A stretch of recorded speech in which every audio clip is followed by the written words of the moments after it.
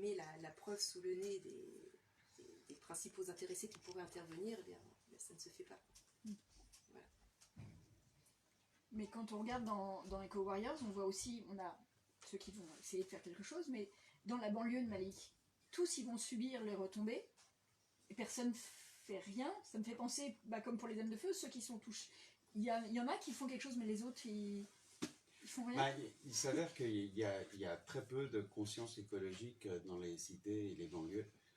Je connais qu'une seule autrice, qui est Fatima Wassak, qui a tenté d'apporter un peu une conscience écologique dans ces cités qui sont les premières victimes, parce que la nature est réduite à néant, et puis bon, c'est d'ailleurs un peu les laissés pour compte du système, hein, et ils sont tellement préoccupés déjà par leur propre survie au niveau économique, financier, etc., que bon, la survie de la planète, ils n'en ont pas tellement, c'est pas tellement leur problème. Mais ceci dit, dans Eco Warriors, l'optique c'est pas, puisque tout est foutu, autant prendre le fric où il est et puis tout casser. Ça c'est un peu l'optique de Fiora, effectivement, de Malik aussi. Mais à un moment, il y a une discussion dans un écolieu où ils vont se réfugier entre Fiora, donc ma militante écolo, et Cyril qui détient l'écolieu. Où ils disent à un moment que s'il faut des guerriers pour saper ce système qui est en train de détruire la planète, il faut aussi des bergers pour bâtir les systèmes d'après. Et cet écolieu représente un peu la suite, quoi, en fait.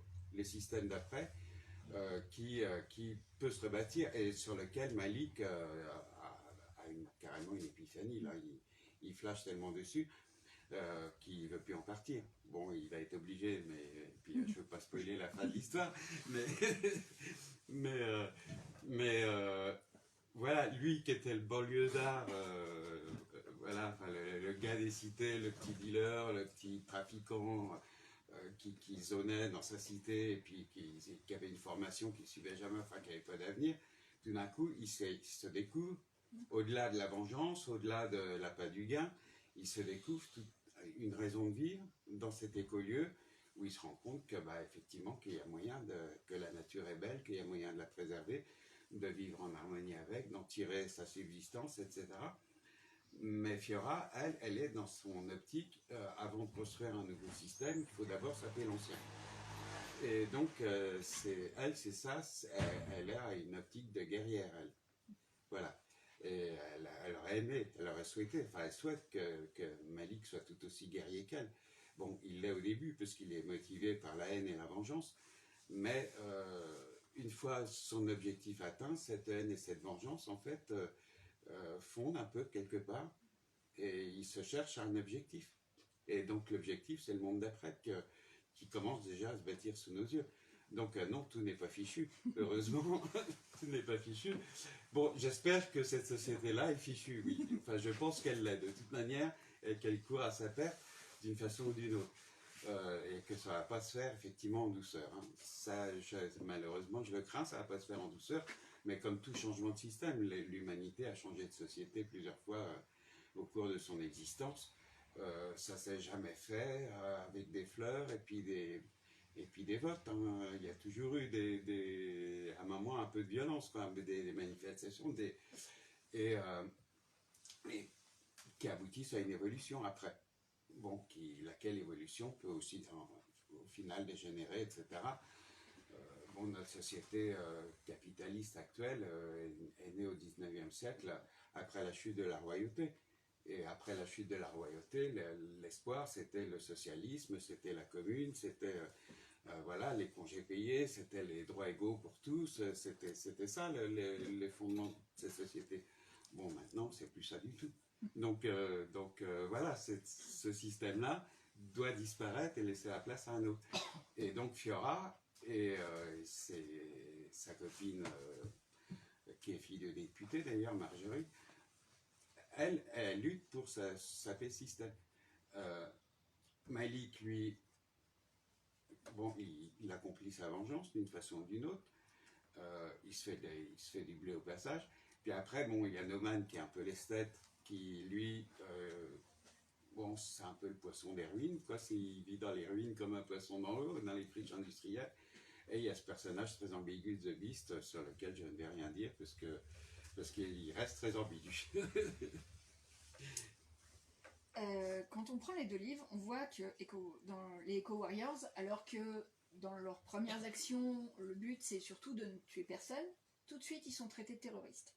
Quand on prend les âmes de feu, notre scientifique, qui commence à dire quelque chose, on lui dit « Alors toi, si tu continues à parler, on va t'enfermer chez les fous. » C'est quand même hyper violent comme réponse à des choses qui ne l'étaient pas. Pas réellement, c'est pas si violent que ça. Au départ, les Echo Warriors, ça l'est, mais ils tuent personne. Bah non, au départ, ils veulent pas être terroristes. Bah, c'est comme les manifestants des méga-bassines qui ont été traités d'éco-terroristes par Darmanin.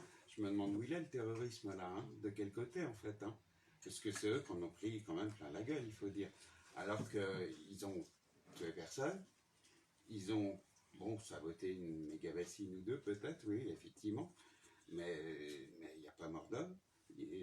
Leur but c'est de sauver l'écosystème quand même, c'est plutôt de sauver des vies que d'en éliminer. Et puis ils se font méchamment taper dessus. Et voilà, donc là, mes Echo Warriors, au bout d'un moment, ils n'ont plus de scrupules, quoi.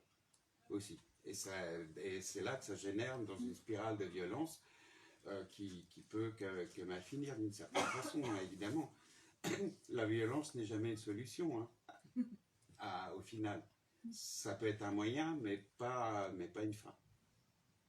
Et Annie Français-Harard imaginait elle aussi une réponse aussi violente à un scientifique qui dit oups.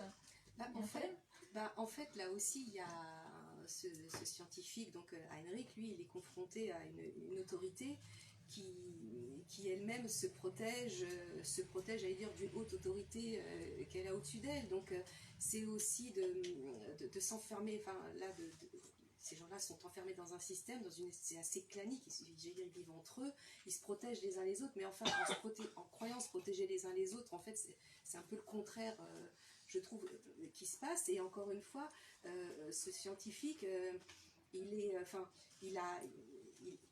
est quand même assez seul, donc c'est très compliqué de combattre à la fois un système, une autorité qui a quand même la main mise sur tout, sur cette ville, sur cette mégapole, sur ses citoyens, qui sont quand même assez, j'allais dire, assez azimutés dans le sens où il y a des énormes panneaux qui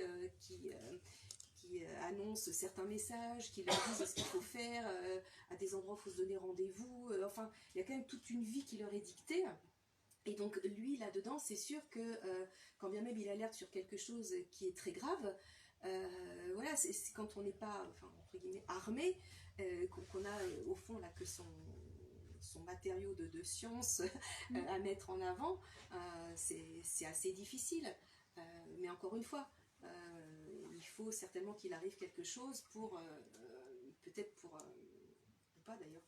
Alors si, il y a quand même une réponse violente qui est apportée, simplement la réponse violente ne vient pas de la société en tant que telle, mais vient plutôt de la nature qui répond de manière assez âpre oui, en fait, les humains. Voilà, c'est ça, oui, c'est vrai que la nature, du coup, va donner la réponse que l'humain ne peut pas donner, puisque finalement, on ne la prend pas en compte et qu'on ne la considère pas, et bien, elle va finir par effectivement se rebeller, et jusqu'à effectivement commettre presque l'irréparable, puisque elle va engloutir carrément une ville entière, quoi.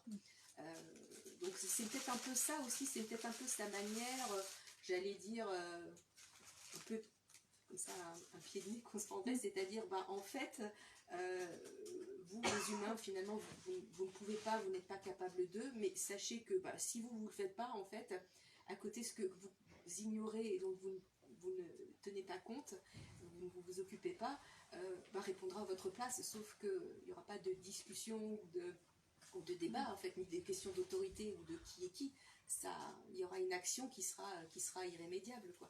C'est peut-être un peu comme ça. C'est un peu ce qui se passe déjà maintenant, quoi. Oui, la nature répond elle-même aux méfaits des humains, quoi. Avec les catastrophes qui se passent, je veux dire, elle contribue finalement à saper cette société, parce qu'il viendra un moment. Oui, mais enfin, même aujourd'hui, qu'est-ce qu'on entend de tout ça? Enfin, après, bon, chacun a ses positions, mais enfin, je veux dire, je ne sais pas dans quelle mesure, on est ou sourd, ou qu'est-ce qu'on attend de plus... on attend en fait que nos livres, j'allais dire, de science-fiction, finalement, explosent comme ça dans Je le pense monde. qu'il y a un peu la politique de la tête dans le sac, quoi. Tant que ça ne nous arrive pas personnellement, qu'on ne tombe pas direct oui, dessus. mais enfin, tout le monde a plus ou tant moins que c'est chez les autres, les pieds dans ouais. l'eau, Ouais. un coup de chaud, enfin, on commence C'est pas tous assez à grave, être touchés. Mais effectivement, il faut, je sais pas, faut perdre la vie, faut perdre sa maison, faut avoir une ville qui est entière rasée. Non, mais enfin, c'est quand même assez. Oui. Et en fait, du coup, après, c'est d'autant plus déroutant quand on voit ce qu'on traverse actuellement et quand on publie certains ouvrages, on se dit, mais lequel est la science-fiction là-dedans? Enfin, c'est l'impression qu'on échange un peu les. Enfin, moi, je trouve que ça fait froid dans le dos dans les deux cas, quoi. Mais ouais. On va un tout petit peu parler moyens de transport, parce qu'il y a des trucs intéressants à la fois dans les âmes de feu, il y a des moyens de transport un peu particuliers. Et puis dans les Warriors, on comprend bien qu'il y a un souci. Ils n'arrivent pas à mettre le doigt dessus, mais la voiture électrique, c'est pas encore. C'est pas ça tout à fait. Parce que pour la fabriquer, la voiture électrique, c'est pas la solution, la voiture électrique. Ah non, pour Fiora, non, c'est pas une solution, quoi. Elle a un peu étudié la question quand même, c'est une militante écolo, donc elle sait un peu de quoi elle parle. Et elle sait que c'est très polluant à fabriquer, que ça implique d'extraire des terres rares, du lithium de mines, voilà, de polluer la nature. Et puis que c'est pas recyclable, quoi, vraiment, que le problème des batteries, etc., etc. Enfin, c'est pas quelque chose qui est au point, quoi. C'est pas quelque chose qui est au point d'un point de vue écologique, c'est pas neutre, c'est pas neutre. Bon, c'est sûr que tant que ça roule, ça émet pas de CO2, d'accord, mais ça en émet à la fabrication, ça en émet à l'extraction du lithium des batteries, ça rend dépendant d'une technologie de pointe maîtrisée essentiellement par les Chinois actuellement. Et puis voilà, les batteries sont pas recyclables.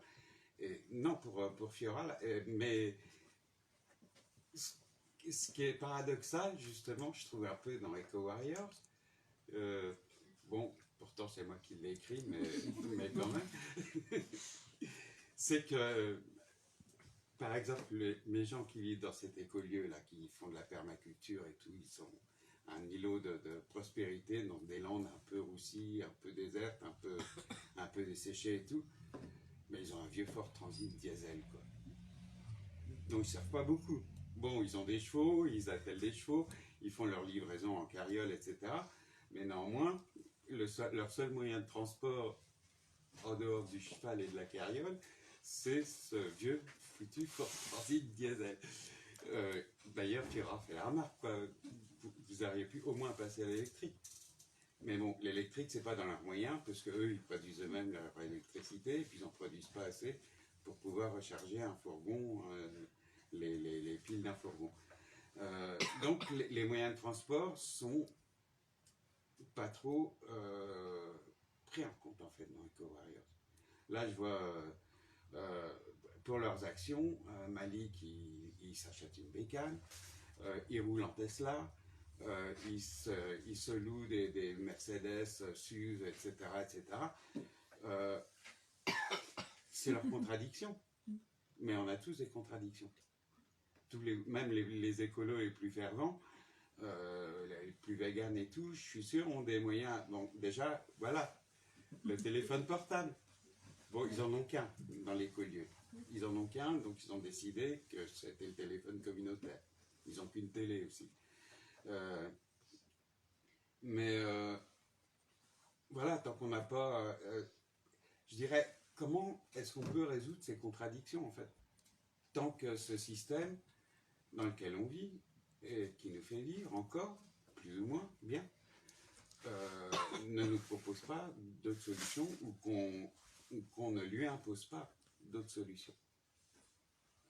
Beaucoup plus voilà, vertueuses, écologiques et réalisables et qui ne nuisent pas non plus à notre qualité de vie, parce qu'on tient tous à notre petit confort, même si on sait que bon, qu'il faudra le réduire un peu, qu'il faudra être plus sobre, qu'il faudra être moins gourmand en énergie, qu'il faudra bon, voilà, arrêter de balancer du plastique dans la nature, etc. Bon, il y a une évolution intérieure à faire que chacun commence lentement à faire, j'ai l'impression, peu à peu. On a tous un peu évolué par rapport aux années 70, je dirais. Enfin bon, les plus jeunes ne s'en souviennent pas, mais moi je m'en souviens des années 70, où c'était le joyeux gaspillage.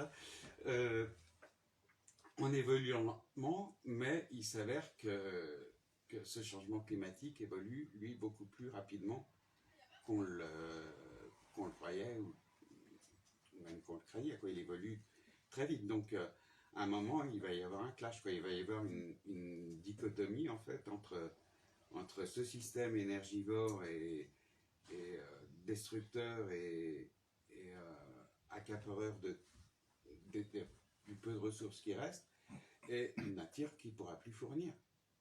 Et puis qui, en plus, se dérègle complètement, parce que le climat, c'est un système extrêmement complexe et extrêmement fragile, et dont tout dépend.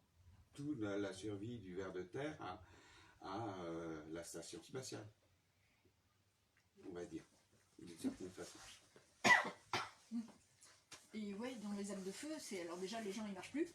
Et puis après, il y a des choses bizarres pour se déplacer, c'est rigolo. Je pense les Otinos, oui, parce que dans les métropoles, ils ont des sortes de skateboards ou de trottinettes. Je disais ça comme ça, je ne sais pas trop comment traduire. Dans le facsimilé que tu m'as transmis, il y a des illustrations qui n'étaient pas très reproductibles, malheureusement. En tout cas, on voit quelque chose qui s'apparente à une trottinette.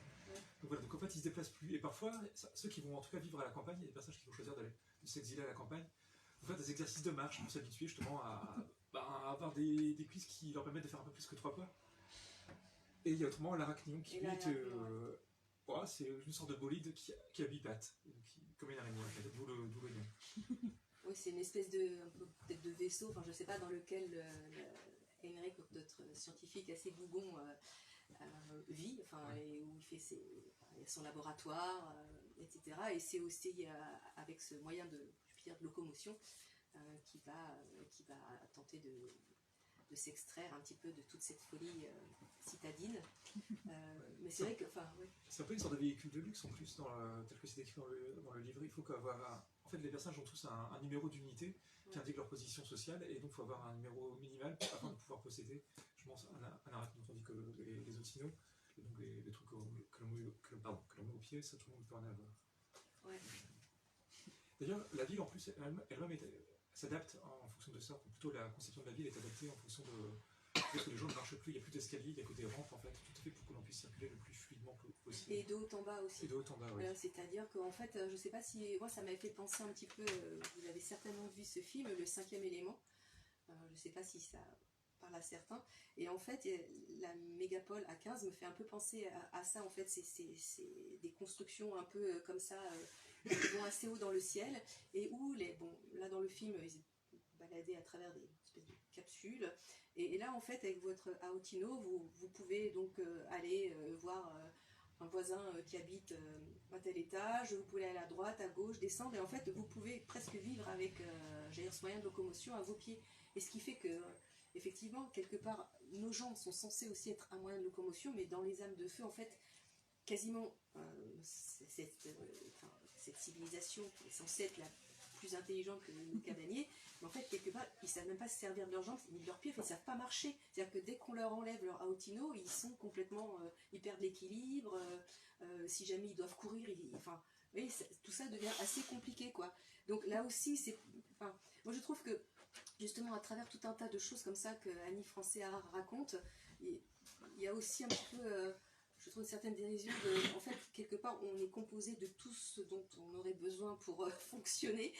Et en fait, on n'est presque même pas capable de ça, à toujours s'agglutiner de confort ou ouais, et qui, au fond, nous handicape plus qu'autre chose. Et surtout que quand on ne les a plus, on ne fonctionne plus, quoi. C'est comme si... le portable. Non, mais vous voyez, il y a un truc où... mais c'est vrai que... le vaisseau, l'arachnion dans lequel ils vivent, c'est vrai qu'il est assez... tout le monde se l'imagine très bien. Ça, je trouve, c'est c'est assez sympa. Enfin, il y a un peu ce vaisseau dans lequel il vit et dans lequel pas mal de choses aussi se passent, quoi. Mais oui, et puis comme disait Erwan, effectivement, il y a aussi au niveau de la citoyenneté, ça aussi c'est une question assez intéressante, parce qu'en fait, chacun a un prénom, et votre prénom est suivi d'un matricule, et selon que votre matricule est plus ou moins élevé, vous avez le droit à certaines choses dans la société, quoi. Mais ça aussi, c'est assez déroutant, je trouve, d'avoir un prénom suivi d'un numéro. Enfin, c'est assez fort, je trouve, comme image. Et là aussi, ça montre, enfin, tout de suite votre autorité par rapport, j'allais dire, aux gens d'en bas qui, eux, n'ont même pas de numéro du tout.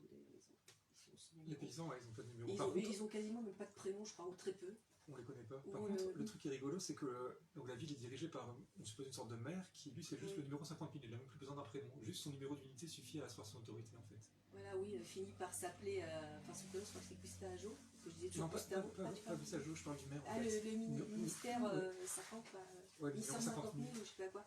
Oui, voilà, il y en a, on n'a même plus besoin de les nommer. Le chiffre, enfin, qui est tellement important, suffit de savoir de qui on parle, quoi. Oui, parce qu'il ne peut pas y en avoir plusieurs avec ce numéro-là, donc le prénom ça non, sert à rien. et puis voilà, c'est le même, c'est assez marrant parce que quelque part, nous, dans notre l'autorité ou la hiérarchie, on n'a pas de numéro, mais quelque part, si. Mais je suis en train d'y penser, le truc assez marrant, c'est que ça fait penser aussi à un bouquin qui est sorti la même année, en 1920, si je dis pas de bêtises, Nous autres, de Yevgeny Zamyatin, un roman écrit par un russe, qui d'ailleurs après a dû s'exiler, tellement le roman n'a tellement plu dans son pays d'origine, et où là, les personnages vivent dans une cité tout en verre, entièrement transparente, essentiellement utopique elle aussi, et ils n'ont pas de nom, c'est juste pour le coup initial suivi d'un numéro. Comme quoi. Ouais. Il y a eu un truc avec le numéro. Ouais, je pense pas en plus que Ça m'est plus. qu'il y ait eu une communication entre Zamyatin d'un côté et Annie France-Erard de l'autre. Je pense que c'est plus. En tout cas, les grands. Les portes ouvertes. Je pense que c'était des précurseurs des dystopies futures, comme Le meilleur des mondes ou Oui, enfin, 1984. je sais pas, il y a un côté vraiment presque, je sais pas, lanceuse d'alerte, je sais pas comment on pourrait dire aujourd'hui, quoi, enfin, à ce point-là, encore aujourd'hui, enfin, je trouve ça très déroutant. C'est Et extrêmement triste aussi. De se dire qu'elle a écrit ça en 1920 et que n'a pas tant que ça avancé. j'allais dire même presque par rapport au livre, on a régressé, enfin, c'est mon propre sentiment. Je veux pas non plus plomber l'ambiance. Elle était déjà. Mais parce qu'il y a quand même un peu d'humour, j'imagine aussi dans votre ouvrage, il y a quand même un peu d'humour. Parfois, oui. Parfois, voilà. Faut pas être trop exigeant, mais quand même, il y a des scènes un peu drôles. Est-ce qu'il y a des questions dans le public? Tu peux y aller si tu veux. Justement, c'était pour rebondir dessus en disant, est-ce que les livres, alors traduction, on peut pas demander à l'autrice justement, mais quand vous écrivez des livres sur ces sujets-là, est-ce que votre but c'est juste de faire un constat, de dire c'est possible, alors il y a une voie, on peut péter des trucs si ça devient trop tard, mais vous avez partiellement déjà répondu à ça en disant que la violence c'est pas la solution. Justement, est-ce que c'est de remonter le moral, en disant on peut arriver là, mais c'est pas complètement foutu encore, ou c'est perdez tout espoir et préparez-vous à l'avenir. Je sais pas si c'est très clair. Mais... J'ai pas forcément un objectif précis quand je commence un roman en fait. Je me dis pas je vais lancer un cri d'alarme, je vais être lanceur d'alerte ou je vais faire passer tel message. J'ai envie de comprendre comment fonctionne le monde et de transmettre ma compréhension du monde et de son évolution possible en fait. Et c'est pour ça que depuis 20 ans maintenant, plus de 20 ans, j'écris sur le changement climatique, puisque ça me semble être le tournant fondamental de l'humanité actuellement, quoi. Bon, avant j'ai écrit des space opéras, j'ai écrit du cyberpunk, j'ai écrit des vrais romans de science-fiction, on va dire, avec un gros guillemet peur de vrai. Mais toujours mon objectif c'est de décrypter comment fonctionne ce monde, la place qu'a l'être humain dedans, et comment éventuellement il peut faire changer les choses, ou en être victime, ou pas, ou en être un héros, ou d'une certaine façon. Enfin, bien qu'il y a rarement des héros dans mes bouquins en fait. Mais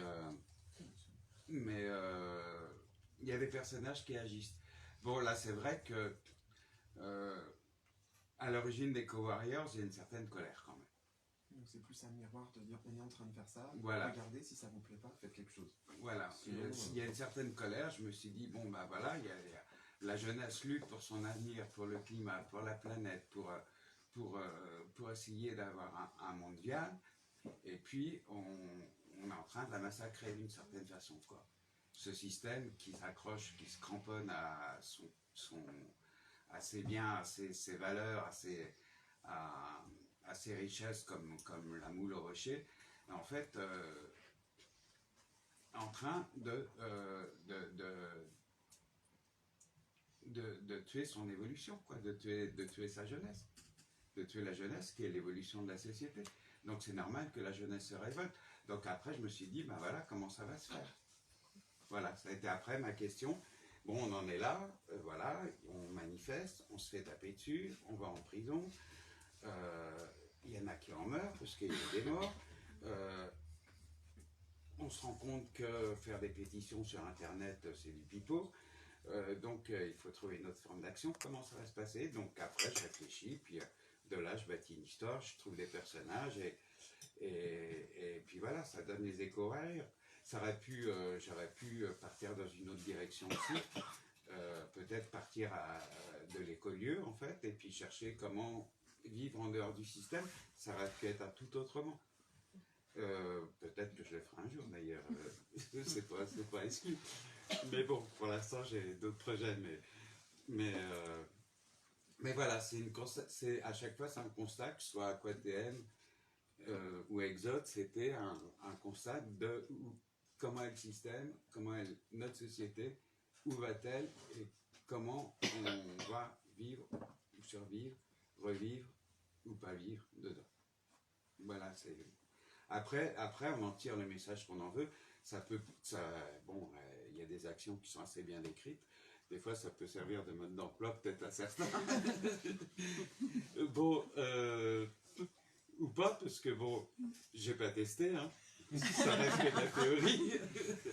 Non, mais après aussi, alors, en fonction de son ressenti, ça peut aussi, enfin, j'allais dire finalement, le livre, enfin, il y a une offre comme ça vis-à-vis de l'extérieur, mais rien n'empêche de celui qui s'en saisit d'apporter aussi un peu peut-être sa contribution pour faire... Oui, puis d'aller peut-être plus loin dans l'imagination, peut-être d'une façon moins primaire, et de se dire, bon, imaginons d'autres formes de révolte. Ouais. Peut-être plus constructive, peut-être plus spectaculaire, peut-être plus ludique, peut-être plus que de prendre les armes et de tirer dans le tas. Bon, c'est pas ce qu'ils font les écoreurs, du moins au début. Mais voilà, ça peut amener, à mon avis, des lecteurs, notamment jeunes, je pense, à réfléchir à comment lutter d'une façon efficace. Bon, là, en plus, le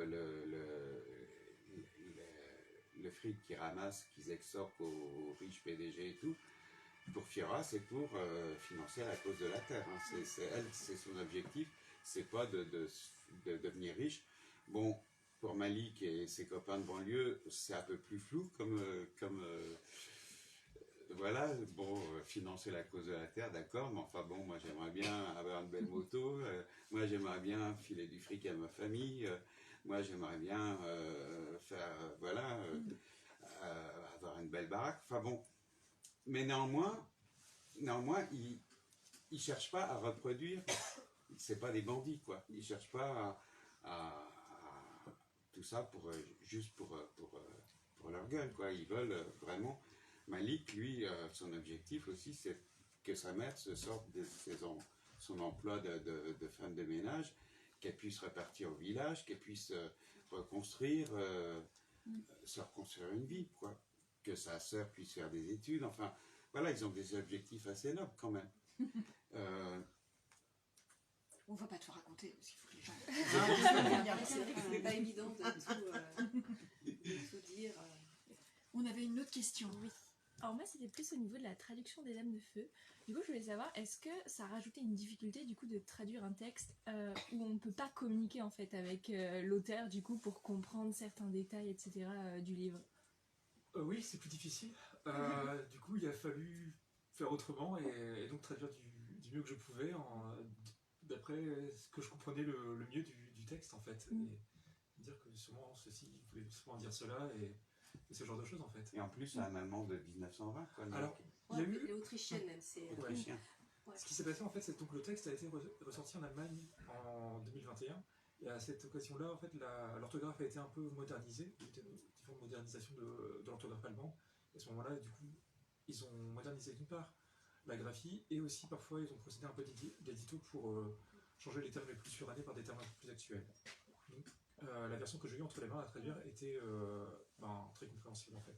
À part quelques petits détails un peu flous, mais je pense qu'on s'en est sorti en fait au bout du Ouais, compte. après, il y a aussi, par rapport aussi à la question de la traduction, il y a aussi le travail que Erwan a fait, j'allais dire, tout seul aussi avec son texte, mais après, on a aussi beaucoup échangé sur plusieurs étapes de la traduction, et en fait, au fur et à mesure aussi de nos discussions par rapport à ce qu'on comprenait, ou ce qu'on croyait comprendre, ou de discuter de certains paragraphes, donc ça a été aussi pas que juste de traduire C'est pas juste une étape. comme on peut le faire de façon un peu plus classique. Il y avait aussi un vrai travail de réflexion sur ce texte-là qu'on a essayé sans évidemment se l'approprier parce qu'on n'est pas ni français arabe et qu'on n'avait pas accès à elle, mais de restituer aussi le plus proprement et le plus honnêtement ce qu'elle avait essayé de nous dire à travers cette œuvre-là, alors que c'est une femme qui avait quand même un bagage extraordinaire et qui a écrit un grand nombre d'articles, qui a fait des conférences, qui a quand même travaillé, elle a consacré sa vie sur la fertilité des sols, avec son mari aussi qui était un biologiste de renom. Elle a voyagé presque dans le monde entier. Enfin, c'est une femme qui quand même a essayé d'alerter de mille manières sur ça. Je ne sais pas pourquoi, un jour, évidemment on ne saura jamais, elle s'est dit tiens je vais écrire un livre. Mais c'est vrai que du coup, il y avait à la fois aussi un travail de recherche pour le langage, pour essayer de le rendre le plus compréhensible aussi pour vous aujourd'hui, tout en gardant des subtilités de son œuvre à elle et de son époque. Et du coup, c'est vrai qu'Erwan a dû se casser un peu la tête, encore une fois, pour rendre tout ça le plus fluide possible pour vous, quoi, pour le lecteur. Enfin, du coup, je complète un peu la partie traduction. Est-ce qu'il y avait une toute dernière petite question?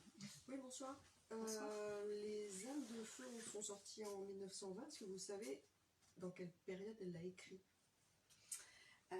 Juste avant, sur plusieurs années ou pas? En fait, c'est à travers en fait, tout un parcours scientifique qu'elle a, qui est composé donc, de demi-choses dont je viens de vous parler. Pourquoi, à un moment donné, elle s'est dit tiens, je vais écrire un roman. En fait, tout ça, j'ai pas d'informations parce qu'il y a très peu d'éléments sur Amis français à rare. On a vraiment beaucoup cherché, on a trouvé une vidéo et quelques articles, mais qui en fait redisent plus ou moins la même chose. Moi, je pense qu'en fait, comme elle aussi, elle donnait des conférences, qu'elle avait aussi des étudiants autour d'elle. Est-ce que c'était pas en fait une manière un peu pédagogique, enfin en utilisant ses connaissances, de se dire tiens, peut-être qu'à travers un livre, ça parlera peut-être à d'autres personnes. Mais pourquoi 1920 alors ça, j'ai pas la réponse. Après, Elle avait commencé à fréquenter celui qui allait devenir son mari, oui. Raoul Français, pardon. Et donc lui, il travaillait déjà sur les sols. Et peut-être que ça a pu... Donc elle a travaillé avec lui d'abord comme collaboratrice. Enfin, pas d'abord, ils ont travaillé ensemble. Et après, ils se sont mariés. Et donc peut-être que ça a pu lui servir aussi un peu de base, d'inspiration pour ce roman. En effet, pourquoi ce livre, je sais pas trop. En fait, Peut-être que le roman permet de mieux faire passer des connaissances oui, enfin, c'est ce que qu'un j'ai dit. Il y article. avait un côté peut-être par rapport à tout ce qu'elle a pu produire en tant que scientifique. Vraiment, c'est vrai, les articles, etc. Encore une fois. Ouais, mais c'était vraiment au début de sa carrière, Voilà. en fait. C'est ça qui est surprenant. Et oui, peut-être qu'elle, je sais pas, elle a peut-être eu un peu de temps libre, que sais-je, ou peut-être qu'elle a voulu s'essayer à une autre manière de communiquer sur ce thème-là. Et d'ailleurs, après, si ça vous intéresse, avec Erwan, on a un petit fascicule qui regroupe des dessins de l'autrice. En fait, vous verrez, donc tout ça, il y a des dessins sur la fertilité des sols, il y avait eu une exposition Vous pourrez regarder si ça vous intéresse, si vous êtes curieux. Voilà, c'est aussi quelqu'un qui avait... Parce qu'elle n'était pas que autrice, en fait. Lors de sa voyage, elle a beaucoup dessiné les réalisations au microscope. Donc ça a une qualité vraiment assez abstraite, ces dessins. On va voir tout plein d'animalcules, de diverses choses, d'algues, de rochers. Et... Oui, en fait, chacun il voit un petit peu ce qu'il veut, mais c'est quand même, quelque part, tout à fait parlant, quoi. C'est-à-dire que c'est comme si, j'avais dit, elle avait réussi à se mettre sous le sol et dessiner ce qu'elle voyait pour nous montrer, quoi. C'est... voilà. Je sais plus quelle était... je sais pas si ça a répondu un petit peu à votre question. Moi, je voulais des dates, mais parce qu'en fait, ça sort 2 ans après la fin de la Première Guerre mondiale, qui est peut-être aussi, enfin, qui a détruit une partie de l'Europe, des gens, des terres, l'utilisation des gaz, etc., etc. Donc, peut-être. Entre sa profession et ce qui s'est passé, c'est pour ça que j'aurais voulu me jouer. C'est tout. Toute dernière petite question. Je voudrais rebondir sur quelque chose que tu as dit, comme quoi tu n'avais pas personnellement testé les méthodes des éco-warriors. Alors des dossiers. Bon, je suis bien placé pour savoir qu'effectivement non, enfin tu me l'aurais dit, tu m'aurais invité j'espère. Hein, mais justement, j'ai quand même une question là-dessus, c'est que notamment quand on regarde la toute première action des éco-warriors qui est extrêmement détaillée, hein, c'est quasiment un quart du bouquin, c'est détaillé extrêmement minutieusement, ça donne véritablement l'impression que ça a été vraiment, que c'est une action vraiment pensée, qui est tout à fait possible de réaliser, et tout ça grâce principalement au conseil au conseil avisé de l'un des personnages très mystérieux dont tu parlais tout à l'heure. Et je voulais savoir si justement ce personnage mystérieux, tu l'avais rencontré en vrai pour qu'il puisse te dire comment monter une action comme ça. Allez, balance. Alors ça, ça j'ai imaginé tout ça dans ma petite tête en fait. Donc je veux dire la crédibilité je pourrais être ton talent d'écrivain, mais c'est pas du tout. Enfin, on peut pas imaginer que ça pourrait réellement marcher parce que c'est vraiment l'impression que ça donne quand même. Hein. Ah ben, j'espère que ça pourrait réellement marcher. Moi aussi. C'est mon optique. J'ai essayé d'être réaliste, tu vois.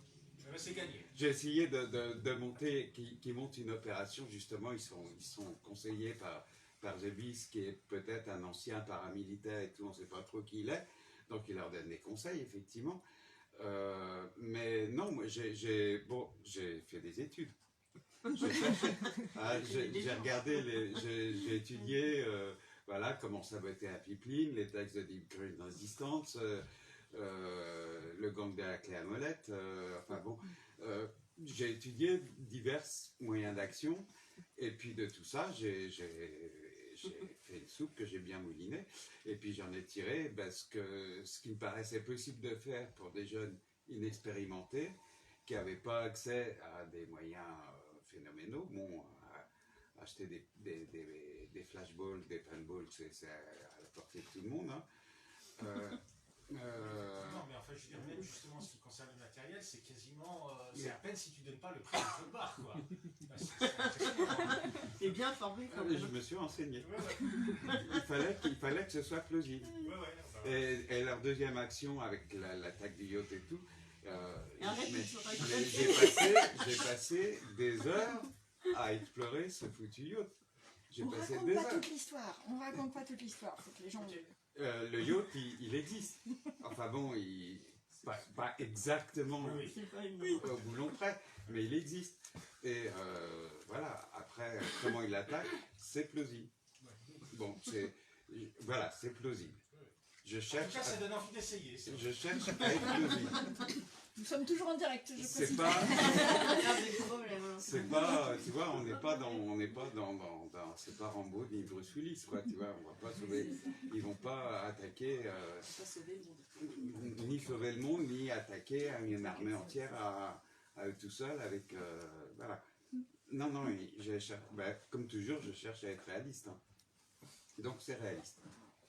Voilà. Si vous avez d'autres questions, vous pourrez les poser au moment de la dédicace. Merci beaucoup pour cette table ronde extrêmement intéressante et qui peut-être inspirera des gens. Voilà.